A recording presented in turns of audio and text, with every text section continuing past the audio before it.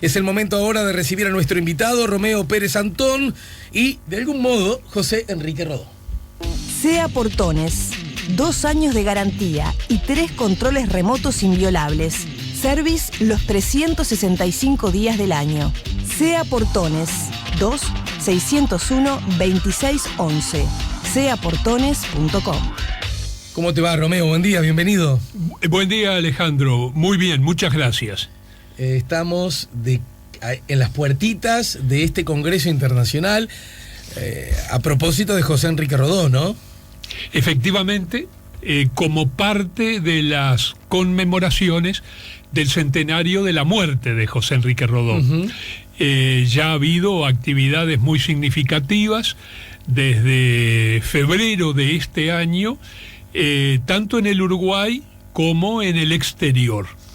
Y bueno, se aproxima, como tú dices, estamos a horas de distancia de un encuentro de especialistas en Rodó, de gente que ha investigado, ha escrito en torno a José Enrique Rodó en diversas partes del mundo, en distintos países del mundo. Bueno, convocados por la Sociedad Rodoniana, pero con el apoyo de autoridades públicas, de la Universidad de la República, de las universidades privadas también, a partir del lunes próximo, durante 3 días, entonces una veintena larga de especialistas en Rodó van a trabajar sobre ponencias que cada uno de ellos ha elaborado, en fin, en un diálogo de contenidos, en una aproximación que intenta nuevas lecturas a José Enrique Rodó. Y en ese contexto, digamos, además que la inauguración del Congreso que ocurrirá el lunes, sí, contará con la presencia del presidente de la República, ¿no? Así es, se inaugura en la Torre Ejecutiva a las 8:15, 8:15 de la mañana del lunes próximo, y en esa ocasión harán uso de la palabra el presidente de la República, el rector de la Universidad de la República y el presidente de la Sociedad Rodoniana. A partir, bueno, de la finalización del acto de apertura, nos trasladaremos al lugar donde se desarrollarán los trabajos lunes, martes y miércoles. ¿Dónde ocurrirá eso? En el Hotel Radisson. ¿El público es abierto? No, las sesiones de trabajo son por invitación, porque allí se expondrán entonces las ponencias elaboradas por los distintos especialistas y habrá breves espacios de diálogo en torno a la ponencia presentada, a cada una de las ponencias presentadas. Ahora, eso sí, va a haber actividades abiertas al público. Va a haber una conferencia el primer día y una conferencia el último día, el día miércoles. La primera a cargo de Gustavo San Román, que es un uruguayo que ha trabajado mucho Rodó y sigue trabajando el tema, pero pertenece a la Universidad de St. Andrews de Edimburgo, de Escocia. Hace muchos años que Gustavo San Román forma parte de los investigadores y docentes de esa universidad escocesa. La conferencia de clausura corre por cuenta de una investigadora que ha abordado también a fondo determinados aspectos de José Enrique Rodó, la doctora María Saavedra, española, de la Universidad San Pablo CEU de Madrid. Esta investigadora sobre todo ha trabajado en torno a la relación de José Enrique Rodó con la generación del 98 española, con la generación de los Machado, de Unamuno, en fin, de Juan Ramón Jiménez, de Altamira y tantos otros. ¿Los hace dialogar de algún modo? Bueno, por supuesto. Rodó mantuvo correspondencia muy relevante con alguno de ellos, los que nombré e incluso alguno más, pero a partir de ahí lo que estudia es la influencia de Rodó en Figuras del 98. Ella encontró que no solamente Unamuno, por ejemplo, influyó en Rodó, sino que Rodó influyó en Unamuno. Y con él, y lo mismo en Juan Ramón Jiménez, en Rafael Altamira, y a través de ellos en la toma de conciencia y la proyección de la generación del 98 española. Ajá. Es una dimensión nueva de Rodó. Bueno, esto me ayuda a preguntarte justamente si 100 años después de la muerte y por lo tanto del final de cualquier nueva creación, elaboración, si es posible que a un autor se le puedan seguir haciendo nuevas y originales lecturas y se puedan descubrir en él nuevos y originales aportes. Del mismo modo, 100 años después, seguramente no es tu caso, advertir que un autor quizás ya tiene menos cosas para decir. Digo, seguramente no es tu caso con relación a Rodó, ¿no? Pero claro, es algo que me parece que como reflexión bien merece dar, ¿no? Y poner arriba de la mesa. Excelente pregunta, o excelentes dos preguntas. Claro. Las contesto por orden. A la primera, ¿nos dice algo Rodó a 100 años de su muerte, de su fallecimiento? ¿Nos dice algo un autor a 100 años de su fallecimiento? Yo te respondería, si es un clásico, sí. Si no es un clásico, no. Y Rodó es un clásico.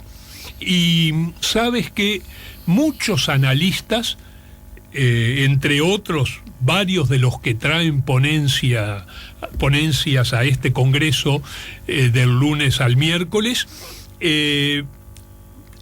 colocan a Rodó en los horizontes interpretativos de fines del siglo XX, principios del siglo XXI. Y lo ponen en diálogo o confrontación con pensadores posteriores a él, incluso nacidos más o menos a la altura de su muerte, o algunos después todavía de su muerte, con Habermas y con otros pensadores, con Gadamer, con otros pensadores contemporáneos. Los resultados son, en nuestra opinión, muy favorables a Rodó. Rodó mantiene diálogos con filósofos de la segunda mitad del siglo XX y aún de los comienzos del siglo XXI. Y hay varios que ya te repito que los trabajan en ese sentido. Me hacías otra pregunta, muy incisiva también y por lo tanto porque además, muy pertinente. Convengamos que sobre Rodó también se dice eso, ¿no? Pero claro que sí. Y por eso quiero, cómo no, asumir la segunda pregunta. Algunas de las ponencias que se traen a este congreso, algunas incluso de las actividades promovidas por la Sociedad Rodoniana, implican no una adhesión idolátrica a Rodó, sino una retoma crítica del legado de Rodó. Y en esa retoma crítica, no todo se mantiene en pie, no todo vale, no acertó siempre Rodó. Ahora, queda muchísimo de lo que fueron sus apuestas, de lo que fue su evolución intelectual y su inserción social y política. Queda mucho. ¿Queda todo? No todo queda en pie. Pero Rodó es uno de los grandes teóricos del libro abierto, del libro en que tanto cree a quien lo escribe como quien lo lee. Es el autor del artículo Los que callan, que pone el centro de la creación no en el productor literario, sino en los mejores entre sus lectores. Hay mucho de la ópera abierta de Humberto Eco en Rodó, que murió en 1917. Y no solo en teoría, sino también en práctica. Motivos de Proteo es un libro abierto, lo dice Rodó desde las primeras líneas de la publicación, Motivos de Proteo. Hay un Rodó póstumo también.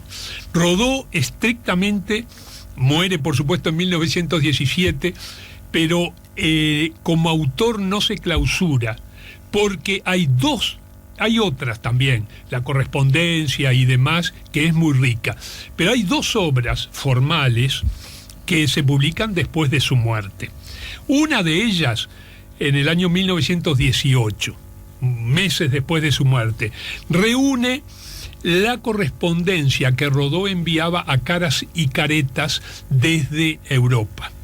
Y es una correspondencia riquísima, con algunas piezas sin las cuales no se entiende todo el pensamiento y la vida y las búsquedas de Rodó. Por ejemplo, en una de las dimensiones que es el tema de la ponencia que yo preparé para este congreso, la identidad religiosa de Rodó. Rodó no era un agnóstico instalado en el agnosticismo. Era un hombre en búsqueda, con etapas en lo religioso. Y la última etapa tiene una expresión ineludible en uno de los artículos que mandó a la revista de Buenos Aires, Caras y Caretas, el artículo que se llama Diálogo de bronce y mármol. Y hay una segunda obra póstuma de Rodó, titulada Los últimos motivos de Proteo. Son materiales escritos por Rodó que forman parte de lo que él había publicado en vida, tienen las mismas pautas retóricas y poéticas y filosóficas, pero quedaron inéditos a la muerte del autor. Quedaron en su escritorio, en el escritorio de su casa. ¿Sobre eso va a enfocarse tu ponencia, entonces? Mi ponencia comprende los últimos motivos de Proteo, pero también otras obras de Rodó. El eje de mi ponencia es Rodó y la religiosidad. A propósito de tu ponencia y del título, naturalmente el contenido uno lo conozca, alguna vez me lo podrás hacer llegar. Ciertamente. Supongo. Los historiadores suelen decir, recuerdo mucho a tu, creo que también amiga, Ana Ribeiro, ¿sí?, acerca de que, ante una pregunta que alguna vez le hice, pero vamos, se la hice yo, pero seguramente 20 se la hicieron antes y 38 se la hicieron después, no quiero ponerme un cartel que no me corresponde. Pero recuerdo es que, desde la más absoluta ignorancia además, ¿no?, que ¿por qué era posible que aún pasados los años, los decenios, muchas veces los siglos, se insistiera tanto con ir una y otra vez a los documentos, cuando uno podría, a grosso modo, decir que todos los documentos, ya, por obvias razones, fueron escritos, ya fueron encontrados y ya se les conoce, ¿no? Y Ana, y muchos otros también, quiero decir, nos han enseñado que en todo caso la clave pasa no porque el documento sea distinto, sino son distintas las preguntas que le hacemos conforme pasa el tiempo a ese mismo documento. Claro. En ese contexto, y en ese contexto es que yo me animo a preguntarte a ti, que tú te apoyes en Rodó y la religión como tema central de tu ponencia y por ende investigación, ¿está explícita o implícitamente vinculado a un debate que parece haber adquirido cierta dimensión en el Uruguay de hoy día, que tiene que ver con valores como la laicidad, lo religioso, y debates que a veces tienen cierta calidad, muchas veces más bien lucen bastante pobres, acerca de estos temas? No te puedo decir si tiene una relación inconsciente. Digo lo que yo intento con debates actuales. Es posible que la tenga, porque obviamente uno es hijo de su vivo tiempo, exactamente en el hoy y de este país principalmente, ¿no? Yo percibo estímulos a abordar ese tema que me resultaron, que encontré en lecturas de José Enrique Rodó. Acá hay algo más. Aquí se quiere decir algo más. Quiero decir, lecturas muchas veces hechas, pero que tienen un trasfondo, que no están agotadas, o cuyo soporte da para más, no está agotado. Por otra parte, te voy a decir, no soy nada original en percibir lo que Emil Rodríguez Monegal llamó permanente inquietud religiosa en Rodó. No soy nada original. Muchos de los analistas de Rodó lo han dicho. Lo original es hacer de eso el tema de una investigación. Entiendo. Porque faltaba la investigación y seguirá faltando. Lo mío es una contribución muy modesta y nada más. Los últimos motivos de Proteo fueron editados muchos años después de la muerte de Rodó, en el año 1932. Es la última publicación formal de autoría de Rodó. El que edita los últimos motivos de Proteo es un amigo de Rodó, un amigo menor de edad, 16 años menor, Dardo Regules, amigo de José Enrique y de la familia de Rodó. La familia de Rodó no está todavía bien estudiada y es una familia llena de claves, incluso para entender a José Enrique Rodó. Esto lo digo al margen. ¿Algo eclipsada por la propia figura? Claro, eclipsada. Pero ahí hay 6 hermanos y 2 padres, todos los cuales tienen perfil enérgico. 3 hermanas mujeres, 2 hermanos varones, incluso un hermano fallecido antes del nacimiento de José Enrique, en fin, pero eso lo señalo simplemente al pasar. Regules, amigo de Rodó, de José Enrique y de la familia, edita los últimos motivos de Proteo. En el prólogo de los últimos motivos de Proteo aborda, pero de pasada, la cuestión de la religiosidad de Rodó. Hay que señalar que Dardo Regules era católico y califica a Rodó de cristita sin llegar a ser cristiano. Entonces registro Rodríguez Monegal, agnóstico. Sí. Rodríguez Monegal, permanente inquietud religiosa de Rodó. Entiendo. Dardo Regules, católico, sí. Cristita, sin llegar a ser cristiano.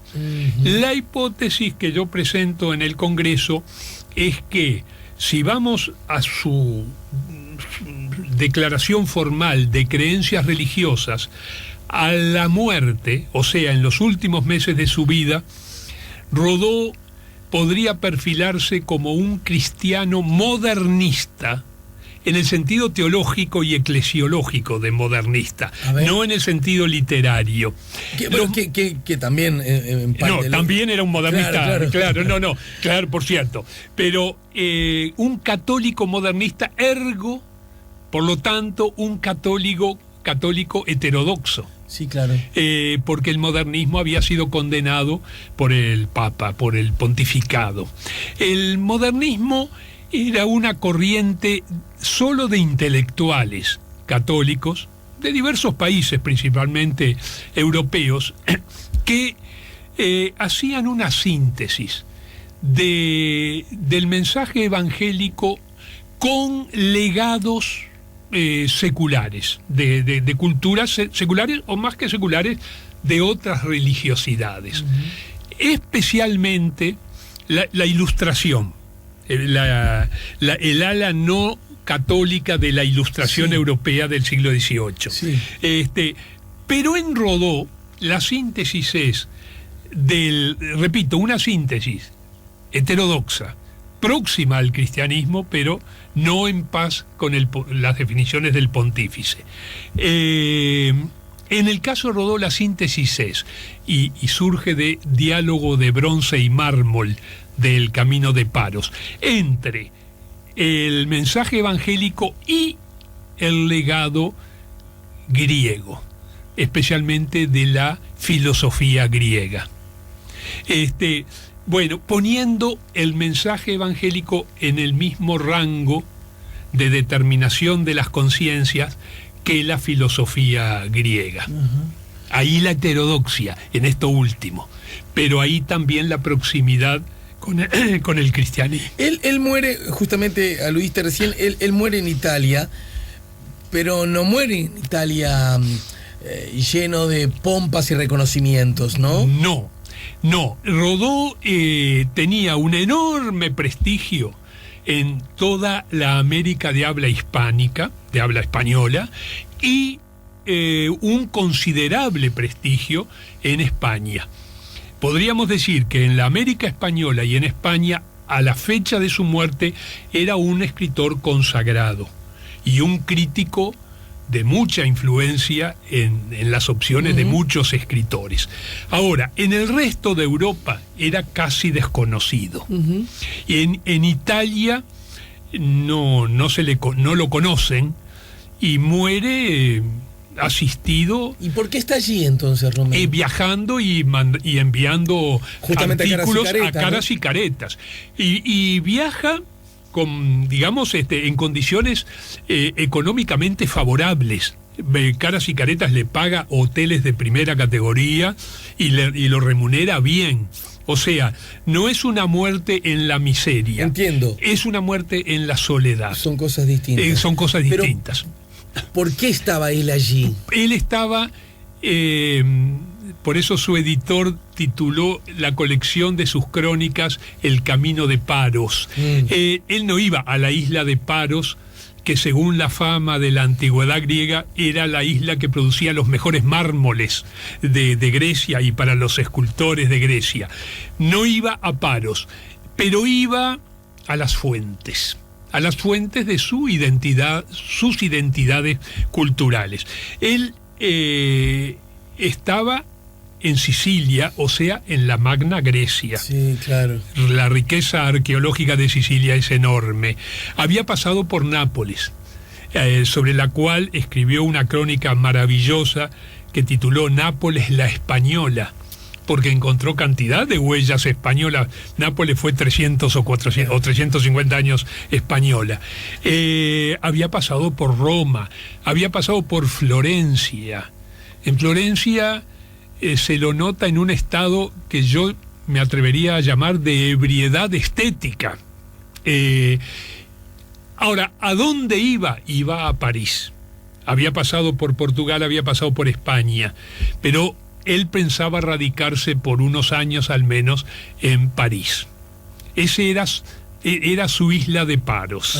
No llegó. Pero entonces porque el viaje tenía que ser una gira, porque bajo esas condiciones lo había contratado Caras y Caretas. Lo que pasa que murió en soledad, porque, claro, había cortado los vínculos, a pesar de que los mantuvo siempre y fueron mantenidos por su familia, los vínculos epistolares, pero los vínculos epistolares suponían una dilatoria de 15, 20 días. Exacto. En el llegado de las tarjetas postales que él mandaba constantemente y de las cartas que escribía a sus familiares y que le escribían. Las que le escribían se han perdido, por lo menos por lo que yo conozco y por ahora. Pero bueno, era una Europa en guerra, además. 1917, Primera Guerra Mundial. Ahora, él se dirigía a París. Vamos a una breve pausa. Al regreso, si pudiéramos afinar al máximo cuáles son los 3, 4, 5 pilares en ideas que Rodó, se puede decir, deja como legado. Sé que puede resultar un trabajo ingrato, pero la idea es que el público se vaya también con alguna cosa más clara en ese sentido. Y cuando hablabas de influencia, yo estoy pensando, ¿qué fue en cuanto a profesión Rodó? ¿En qué lugar lo debemos colocar? ¿Un escritor? ¿Un político? ¿Un pensador? ¿Filósofo? ¿Un qué? ¿Qué es Rodó? O hasta mejor, apoyándome en la primera pregunta, ¿qué fue y qué es ahora, no? Y la última, ojalá tengamos tiempo para abordar todo, Romeo. La historia de Uruguay está, sin entrar a adjetivar, muy, muy fuertemente marcada por la política en general y por sus partidos políticos en particular. Estamos de acuerdo, ¿no? De acuerdo. Es un hecho que no. De acuerdo. Que no. De acuerdo. Esto, desde muchas perspectivas, le ha dado a Uruguay grandes fortalezas y seguramente le ha ocasionado grandes debilidades también. Por supuesto, las dos cosas. Bueno fuera, ¿no? Claro, claro. Desde ese lugar, los uruguayos, de una manera u otra, nos hemos acostumbrado a que, desde hitos históricos hasta personajes de la historia, todos se han visto en clave político-partidaria. Rodó, ya sé que fue colorado. Claro, sí. Pero también tuvo enfrentamientos con Valle. Sí. Y ha pasado el tiempo, lo digo porque, qué sé yo, hay un precioso, a mí me gusta como debate, de si es justo o no, eso. Fíjate, ¿quién iba a decir que en algún tiempo, para acceder a la presidencia de la República, los blancos tuviesen que votar un Valle? Por ejemplo. Y ocurrió. Sí. Y cuando ocurrió el hecho, era el hecho más natural del mundo. Entre comillas, ¿no? Lo quiero decir. Estábamos ahí, lo vivimos. Lo vivimos, y sí, claro. Los blancos eran más probable que votaran a Jorge Valle que a Tabaré Vázquez. Exacto. Y fue lo que pasó. Y fue lo que pasó. Si vos lo contabas 80 años atrás, decía, ¿no? En ese contexto también pasan otras cosas. Hoy se presenta, y creo que en alguna medida aún así es advertido por parte del público, como fuerza política que más levanta las banderas del vallismo, la izquierda del Frente Amplio. Ya sé que todo merece discusión, pero lo digo grosso modo. Sí. Hoy, Rodó, ¿de quién es más? ¿De la izquierda? ¿Aún de los colorados, alejándose en muchas cosas de Valle? ¿De los blancos? Juego en ese sentido. Estamos con nuestro invitado, estamos con Romeo Pérez Santón, estamos hablando de José Enrique Rodó en el marco de este Congreso Internacional a 100 años de su muerte y que arranca el lunes. Ya volvemos con La Mañana en Camino.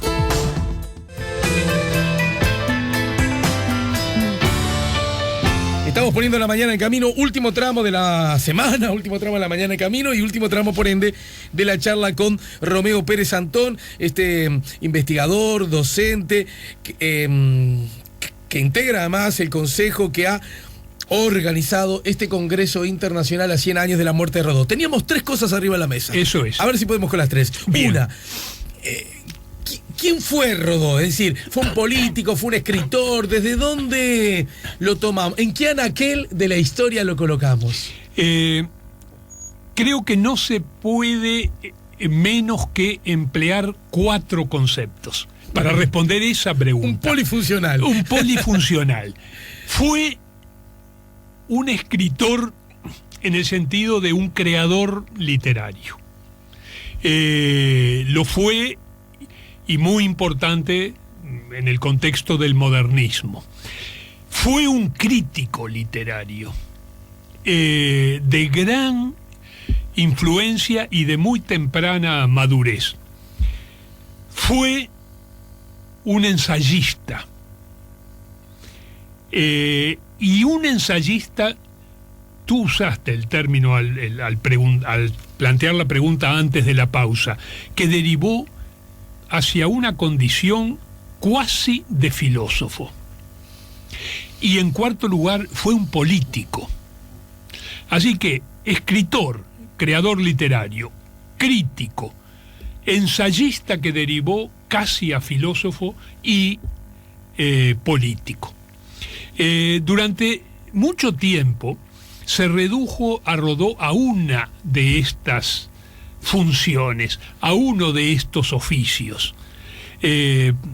Por ejemplo, Rodríguez Monegal lo toma como crítico.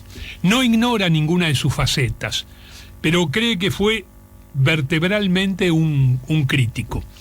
Es una de las grandes facetas de Rodó, de las que lo proyectan con mayor energía, pero con no menos energía la proyecta la de político, que hace poco que se está investigando sistemáticamente, pero hay ya estudios muy importantes en ese terreno. Fue un creador literario y fue casi un filósofo. Como filósofo, que yo creo que hoy en día es aquella faceta rodoniana que merece mayor atención, mayor número de publicaciones. Como filósofo es uno de los que cumplen el pasaje del positivismo a la filosofía de la vida. No al existencialismo, sino a la filosofía de la vida. Muy próximo en su evolución intelectual a alguien a quien él leyó, pero que seguramente no lo leyó a él. Me refiero a Henri Bergson. En la línea de la filosofía de la vida, que va a ser la de Unamuno, que va a ser de alguna manera también la de Ortega en habla española, y que es continuada también por filósofos de otros lenguajes. Que se aleja del positivismo. Sí, digamos. Sí, rompe con el positivismo. Rompe muy a la manera de Rodó, rescatando algunas ideas positivistas que debían mantenerse, y sobre todo algunos métodos. El método experimental y sus implicaciones, sobre todo en el campo científico, pero abriéndose a los fenómenos a los cuales el positivismo se cerraba. Que hay esos fenómenos que podríamos llamar más espirituales, metafísicos. Exactamente, exactamente así. Y hoy se le está tomando muy en serio por filósofos profesionales. Así que yo diría que Rodó fue esas 4 cosas en su breve vida. Bien, con relación al otro asunto, sí, ¿no?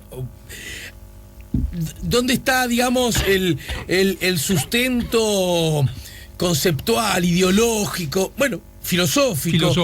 Sus columnas, ¿cuáles son en cuanto a pensamiento, en cuanto a fortaleza de legado? En lo político, en su labor principalmente cumplida a través de las 3 legislaturas en que ejerció la Diputación por Montevideo. Ajá. Tiene también militancia extraparlamentaria en el Partido Colorado, especialmente a través de prensa partidaria. Y eso desde sus 27, 28 años, hasta el fin de su vida. Como legislador y como militante de la pluma en el Partido Colorado, Rodó es decisivo, y de ahí sus enfrentamientos con Valle en la construcción de la poliarquía uruguaya, de lo que Robert Dahl denomina la poliarquía, o sea, una práctica democrática pluripartidista. Esa práctica supone el voto secreto, supone la representación proporcional. En la historia del voto secreto y de la representación proporcional, la intervención de Rodó desde el Partido Colorado es decisiva. Se podría decir que ahí hay un nexo, un canal con históricas reivindicaciones de lo que podríamos llamar los blancos. Sí, claro que sí. Y eso es expreso. Rodó era visceralmente colorado. Sus sentimientos eran colorado, estaban en la línea del gobierno de la defensa, de los emigrados unitarios argentinos. Esas eran sus grandes simpatías, sus grandes referencias intelectuales. Sin embargo, desde ellas, por compromiso con la teoría democrática, porque esto es muy importante también, Rodó fue demócrata contra sus maestros, que no lo eran, que eran aristócratas o elitistas. Rodó fue demócrata contra Renan, por ejemplo, contra Ernesto Renan. Se apartó expresamente de Renan en la defensa de la democracia. Y democracia quería decir que votaran todos, analfabetos y alfabetos, que el voto de una persona fuera del mismo valor que el de cualquier otra, etcétera, etcétera. Y eso lo fue introduciendo en la gran reforma constitucional de 1916 a 1919, a través principalmente de sus intervenciones parlamentarias. Y es eso lo que lo enfrenta a Valle. no las reformas sociales de Valle. A veces ha habido incluso algún historiador que ha cometido el equívoco de poner entre los conservadores a Rodó, pensando que lo adversaba de José Valle Ordóñez era el programa de reformas laborales y sociales. No es así. Lo que lo oponía a José Valle Ordóñez eran las concepciones de partido hegemónico que Valle sostuvo siempre y Rodó no, siendo del mismo partido. Entiendo. Y visceralmente no era menos colorado que Valle, pero era democrático y por lo tanto se abría a los aportes de otros partidos. La generación del 45 destrató un poco a Rodó, ¿no? Sí, aunque ahí hay que distinguir, pero en general fue crítica de Rodó. Real de Azúa, por ejemplo, fue de todo respecto de Rodó. Fue crítico y también le hizo algunos de los más grandes elogios que se le han hecho a Rodó en diversas etapas de la trayectoria de Real de Azúa. Y yo no sé si colocar o no a Ardao en la generación del 45, nació en 1913. Si Ardao pertenece a esa generación, Ardao fue durante mucho tiempo el gran sostenedor de que había que leer a Rodó como filósofo, que Rodó tenía enjundia filosófica. Es verdad que en eso coincidía con pensadores y filósofos no uruguayos como José Gaos, que también siempre consideró a Rodó un filósofo relevante, o si queremos, un ensayista de contenidos filosóficos. Uh-huh. Pero entonces Carlos Maggi no. Maggi está en una crítica que yo creo que no tiene asidero, es facilonga. Para decirlo, sí, le erró al bizcochazo. Le erró, yo creo, completamente. Y le molestó hasta el fin de su vida a Maggi el que Rodó tuviera reticencias respecto de la cultura norteamericana. Y bueno, hay que leer todo, Ariel. Yo dudo que Maggi haya leído algo más que Ariel de Rodó, y a Rodó hay que leerlo completo. Ariel fue un fenómeno literario inigualado hasta hoy, y sorpresivo para el propio Rodó antes que para nadie, y tiene mucha relevancia, pero Rodó no es Ariel. Digo, es Ariel, para motivos de proteo, para sí, tratar de que sí, quede en el público la información más imparcial, sin dejar de advertir. Sí, no, cómo no. Se podría decir que quizás el Ariel de Rodó no sea lo mejor de Rodó. Yo creo que lo mejor de Rodó es motivos de proteo. Uh-huh. Ahora, creo que Ariel tiene muchos méritos. Todavía arrastra demasiado de la etapa positivista, que es la etapa de la primera juventud de Rodó.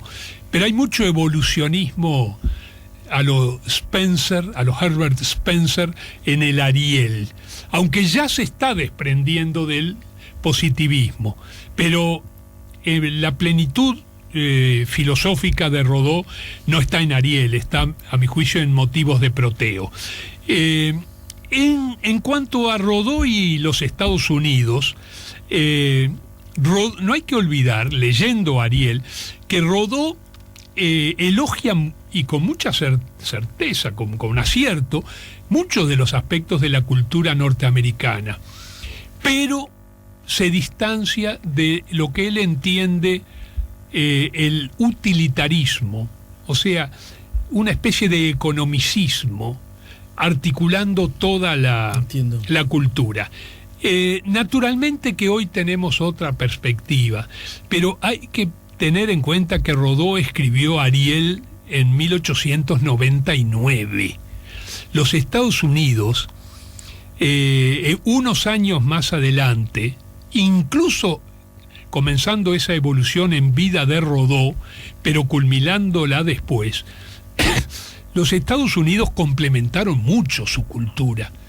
con toda la vertiente humanística, produjeron gran literatura, gran poesía, pero salvo precursores, todo eso es posterior a Ariel. De todas maneras, no hay que olvidar nunca que el juicio sintético de Rodó sobre Estados Unidos es este: los admiro, pero no los amo. O sea, es una reticencia que no niega la trascendencia, sobre todo del gran experimento democrático de 200 años, digo 150 cuando Rodó escribía, o algo más, 180, de los Estados Unidos. Él le da todo el crédito a esa experiencia. Le niega la rectoría moral, sobre todo en filosofía moral. Y para terminar, porque casi no nos queda tiempo, aquello que te propuse hoy. Sí. Y hoy Rodó está más... Juguemos, ¿no? Sí. Vos ponés el punto de equilibrio. No. Está más tironeado por quiénes, por qué ideas, por qué partidos, por qué cintillos, por qué lemas. Va bien, en nuestra costumbre de encasillar. Sí. Yo diría... Que no es una costumbre... No. Yo quiero decir, tampoco es traída de los pelos. No. Es cotidiana, es vigente. Coincido contigo. Y la podemos seguir. Ahora, ¿sabes que yo creo que siguiéndola, y como tú planteabas en la propia pregunta, a partir del dato de que Rodó, yo creo que hoy sería Colorado, hoy en día, o sea, estaría viviendo la crisis del Partido Colorado. No digo crisis terminal, pero digo crisis. Rodó, a mí me cuesta mucho situarlo en otro alineamiento que no sea el Partido Colorado. Ahora bien, sería un Colorado muy apreciado, como de hecho lo es, por los nacionalistas. Los blancos siempre tuvieron muy buen concepto de Rodó. Y Rodó nunca fue blanco, eso estaba muy claro y lo sabían muy bien. Y sería muy apreciado, bueno, por los partidos a los cuales él vertió en vida, en el Parlamento, elogios muy conceptuosos. Me refiero al Partido Socialista y a la Unión Cívica, que fueron los partidos llamados de ideas que él conoció, ¿verdad? En vida. Sí. Él conoció al socialismo, claro, y él conoció a la Unión Cívica. Y no los excluyó cuando hacía la nómina de los partidos en cuyo conjunto descansaba la República. Porque él nunca pensó que la República descansara solo en los colorados. Él creía que el aporte principal republicano era Colorado, pero no desconocía lo que aportaban otros. También hizo un reconocimiento a los anarquistas, empezando, y se lo hizo a Rafael Barret, que es uno de sus corresponsales. Se lo hizo en una carta en que empieza diciéndole: yo nunca voy a ser socialista ni anarquista, pero, y rescata como gran punto de validez del anarquismo la conciencia obrera y el grito de rebeldía obrero contra condiciones que él llama infames, Rodó llama infames. Claro. Entonces, él no es anarquista, pero hace reconocimientos incluso al anarquismo. Hoy los haría también, bueno, a lo que es posterior a él, el Frente Amplio. Él obviamente no lo conoció. Pero yo creo que él sería Colorado. Ahora, por todo lo que acabo de decir, creo que Rodó es un factor de unidad sólido, bien fundado, permanente es en la eficacia de ese factor, uno de los pocos que el Uruguay tiene. El 2 de mayo de este año 2017, la Asamblea General, o sea, el máximo órgano del Poder Legislativo, el órgano pleno del Poder Legislativo uruguayo, realizó una sesión solemne de homenaje a Rodó. Y en esa sesión hablaron representantes de todas las bancadas, excepto, bueno, de Unidad Popular, digo porque tiene un solo diputado, ¿no? Pero hablaron frente amplistas, blancos y colorados. Y todos ellos hablaron positivamente de Rodó. Por ejemplo, por el Partido Colorado habló Ope Pasquet. Todos sabemos que Ope Pasquet, y lo respetamos en ese carácter, aunque no coincidamos con él, es uno de los que vela por la memoria y el legado de Valle y Ordóñez, y trata de no dejar pasar nada que pueda afectar a lo que él piensa es la arquitectura vallista de la República Uruguaya. Bien, sin embargo fue elogioso de Rodó, sí, lo cual es como una síntesis histórica que el vallismo no había hecho hasta ahora, porque en el día no se podía mencionar a Rodó. Tanto como eso. Sí, y bueno, y hoy un velador del legado de José Valle Ordóñez como Ope Pasquet no tiene empacho en intervenir positivamente. Alguna vez vamos a tener que volver a hablar acerca de la presunta maravillosa convivencia y tolerancia que los orientales teníamos antes con nosotros mismos, haciéndola competir con una hora que exhibe problemas, ¿sí? Cierto. Pero a mí me parece que hay una visión un tanto idealizada del pasado, ¿no? Es posible, y claro que sí, que seguramente no era tan bueno. Ahora, cuidado, podemos estar perdiendo algunas bases de tolerancia, pero Rodó nos ayuda a recuperarla. Bueno, bienvenido sea. Y bienvenido sea, y el acontecimiento del 2 de mayo en el Parlamento, en la Asamblea General Uruguaya, es significativo. Y yo creo que la inauguración en la Torre Ejecutiva, con intervención del presidente de la República, del Congreso Internacional José Enrique Rodó, tiene también el mismo significado. Bueno, y en ese contexto, muchas gracias por la visita y mucho éxito en el Congreso. Muchísimas gracias. El resultado del mismo oficiarán de buena excusa para que nos volvamos a encontrar, ¿sí? De mi parte será un gusto. Romeo Pérez Antón nos ayudó a poner la mañana en camino. SEA Portones, 2 años de garantía y 3 controles remotos inviolables. Service los 365 días del año. SEA Portones, 2-601-2611. seaportones.com.